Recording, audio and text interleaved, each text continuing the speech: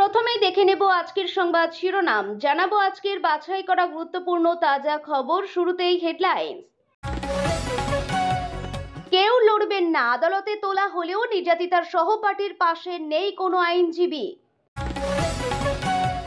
কেন্দ্রের বঞ্চনা সত্ত্বেও ত্রাণ সাহায্য একাই সামলাচ্ছে রাজ্য, সাধারণ মানুষের কাছে সাহায্যের আর্জি মুখ্যমন্ত্রীর।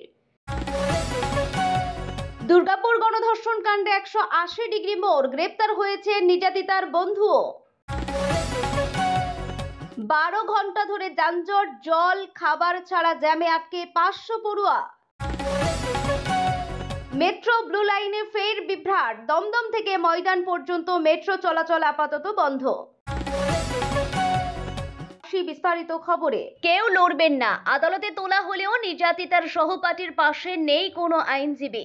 দুর্গাপুরের বেসরকারি মেডিকেল কলেজে তরুণী ছাত্রীর গণধর্ষণ কাণ্ডে গ্রেপ্তার সহপাঠীর পক্ষে আদালতে দাঁড়াতে অস্বীকার করলেন স্থানীয় আইনজীবীরা। বুধবার এই অভিযুক্তকে দুর্গাপুর মহকুমা আদালতে পেশ করা হয়। তার আগে এই ঘটনা গ্রেপ্তার হওয়া 5 জনের পক্ষেও সওয়াল করতে অস্বীকার করেছিলেন ওই আদালতের আইনজীবীরা। দুর্গাপুর বার অ্যাসোসিয়েশনের সভাপতি দেবব্রত সাই জানিয়েছেন, এমন জঘন্য অপরাধের অভিযুক্তদের হয়ে কেউ আদালতে লড়বেন না। 10 অক্টোবর রাতে কলেজ চত্বরে দ্বিতীয় বর্ষের এক মেডিকেল ছাত্রীর ধর্ষণের অভিযোগ ওঠে। সিসিটিভি ফুটেজে দেখা যায় রাত 8টা নাগাদ তরুণী কলেজের গেট দিয়ে বের হচ্ছেন। পরে রাত 9টার দিকে এক সহপাঠীর সঙ্গে ফের ক্যাম্পাসে ঢোকেন। ঘটনার পরপরই পুলিশ একে একে 5 জনকে গ্রেপ্তার করে। সহপাঠীকে প্রথমে আটক করে জিজ্ঞাসাবাদ করা হচ্ছিল। মঙ্গলবার নির্যাতিতা ম্যাজিস্ট্রেটের কাছে জবানবন্দি দেন। এরপর পুলিশ ওই সহপাঠীকে নিয়ে ঘটনাস্থলে গিয়ে ঘটনার পুনর্নির্মাণ করে। তারপরেই তাকে গ্রেপ্তার করা হয়। ইতিমধ্যেই 5 জনে ডিএনএ পরীক্ষা হয়ে গিয়েছে। এখন রিপোর্টের অপেক্ষায় তদন্তকারীরা। মঙ্গলবার এই ইস্যুতে সাংবাদিক সম্মেলন করে দুর্গাপুর পুলিশ কমিশনার সুনীল চৌধুরী বলেন, নির্যাতিতার বয়ান অনুযায়ী তাকে একজন ধর্ষণ করেছে, বাকিদের ভূমিকা কি তা খতিয়ে দেখা হচ্ছে। ঘটনাকে কেন্দ্র করে চাঞ্চল্য ছড়িয়ে পড়েছে দুর্গাপুর ও আশেপাশের এলাকায়। ন্যায় বিচারের দাবিতে সরব সাধারণ মানুষ থেকে ছাত্রছাত্রীরাও। এরই মধ্যে এই সহপাঠীকে নিয়ে আরো বড় অভিযোগ উঠছে। সন্দেহ, সহপাঠীর যুবক প্রথমে শ্লীলতাহানির চেষ্টা করেছিল নির্যাতিতার, কিন্তু সেই ঘটনা নিজেই বারবার লুকোতে চেয়েছে নির্যাতিতা। ঠিক সেখানেই নতুন সন্দেহ তৈরি হয়েছে পুলিশের কাছে। কেন্দ্রের বঞ্চনা সত্ত্বেও ত্রাণ সাহায্য একাই সামলাচ্ছে রাজ্য, সাধারণ মানুষের কাছে সাহায্যের আর্জি মুখ্যমন্ত্রীর। এত বড় প্রাকৃতিক বিপর্যয় একাই সামলে দিচ্ছে রাজ্য। কেন্দ্রের বঞ্চনা সত্ত্বেও চলছে ত্রাণ ও সাহায্যের কাজ। এবার সাধারণ মানুষকেও এগিয়ে এসে রাজ্যের তহবিলে দান করার আবেদন জানালেন মুখ্যমন্ত্রী মমতা বন্দ্যোপাধ্যায়। বুধবার দার্জিলিংয়ে উত্তরবঙ্গের বিপর্যয় নিয়ে পর্যালোচনা বৈঠক থেকে এই আর্জি জানালেন রাজ্যের প্রশাসনিক প্রধান।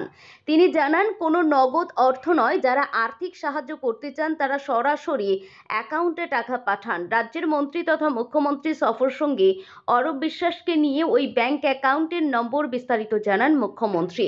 একই সঙ্গে জেলা শাসককে নির্দেশ দেন অ্যাকাউন্টের সম্পূর্ণ বিবরণ সবাইকে জানানোর।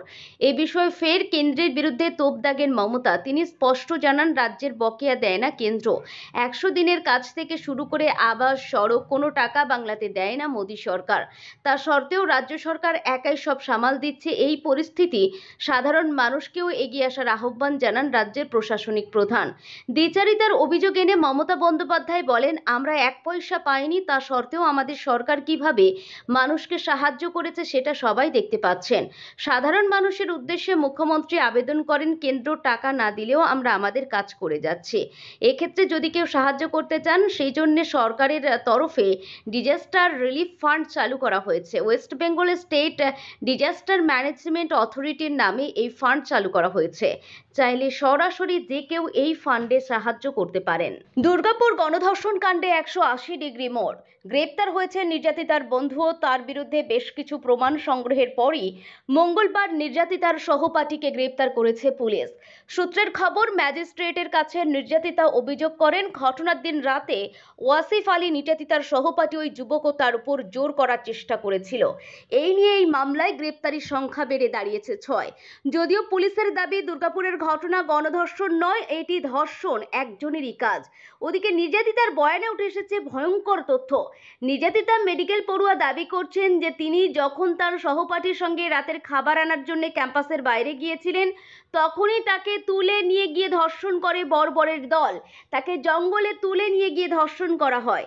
নির্যাতিতা জানিয়েছেন ৩ জন মিলে তাকে ও তার বন্ধুকে ধাওয়া করে তুলে নিয়ে যায়, জঙ্গলে টেনে নিয়ে যায়, এমনকি চিৎকার করলে আরো পুরুষদের ডেকে আনবেও তারা নির্যাতিতাকে ধর্ষণ করবে বলে হুমকি দেয়।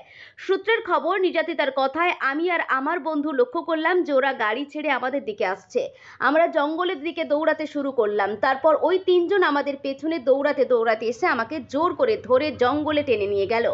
জঙ্গলের মধ্যে আমাকে জোর করে শুইয়ে দিল। আমি চিৎকার করতে থাকলাম। তখন ওরা বলল আমি যদি চিৎকার করি, আওয়াজ করি, তাহলে ওরা আরো পুরুষদের ডাকবে আর তারাও একই কাজ করবে, তাই আমাদের এটা করতে দাও। দুর্গাপুরের বেসরকারি মেডিকেল কলেজের পড়ুয়া ২য় বর্ষের ওই ছাত্রী ওড়িশার জলেশ্বরের বাসিন্দা। 23 বছর বয়সী ওই মেডিকেল ছাত্রীকে শুক্রবার রাতে কলেজের কাছে একটি জঙ্গলে তুলে নিয়ে গিয়ে ধর্ষণ করা হয় বলে দাবি অভিযোগ।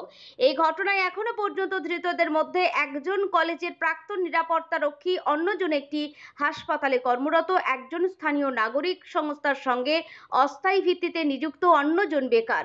যদিও আসানসোল দুর্গাপুর পুলিশ কমিশনারেটের পুলিশ কমিশনার সুনীল কুমার চৌধুরী দাবি করেন এটি গণধর্ষণের ঘটনা নয়, কেবলমাত্র একজনই ওই মেডিকেল ছাত্রীকে যৌন নির্যাতন করেছেন। এখন ধৃত নির্যাতিতার সঙ্গে পুলিশের কাছে কি স্বীকারোক্তি দেন তার উপর অনেকখানি নির্ভর করছে এই মামলার তদন্ত প্রক্রিয়া।